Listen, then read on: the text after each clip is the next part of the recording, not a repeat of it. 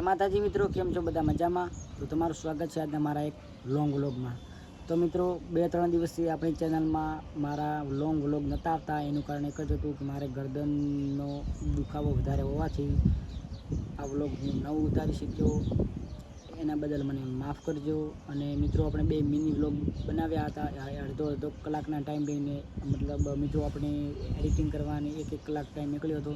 તો મિત્રો આપણે બેઠા એડિટિંગ કરી નાખ્યું હતું અને લોંગ વ્લોગ મિત્રો ન બનાવી શક્યા હતા.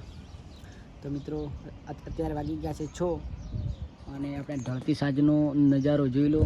હું અને છોટું બી આવી ગયા હતા માતાજીને ઢાબા ઉપર.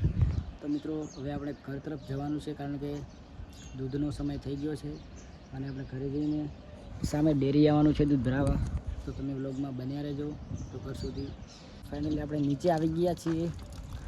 છોટું પાણી પીએ છે, પછી આપણે ઘરે જવાનું છે, કારણ કે આપણે પહેલાં સ્કૂલે જવાનું છે. સામે દેખાય, હું તમને બતાવું, જુઓ દેખાય સ્કૂલે જવાનું છે, કારણ કે મતલબ સ્કૂલનો થોડો પણ અડધો વ્લોગ લેવાનો છે, પછી આપણે ઘરે જવાનું છે. મતલબ સ્કૂલની જોડે જવાનું ઘર છે.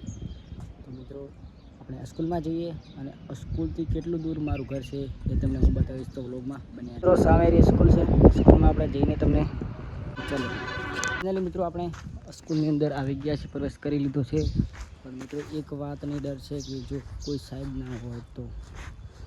મિત્રો આપણે જઈએ, તો મિત્રો સાહેબ તો કોઈ નથી, તો ચલો આપણે આગળ જઈએ. તો મિત્રો આપણે ગેટ ખોલવાનો છે. છોટું તો ઉપર ચડી ગયો, આપણે હવે કાઢવું છે. તો ચલો ચડીએ. મિત્રો આપણે ઉતરી ગયા છીએ.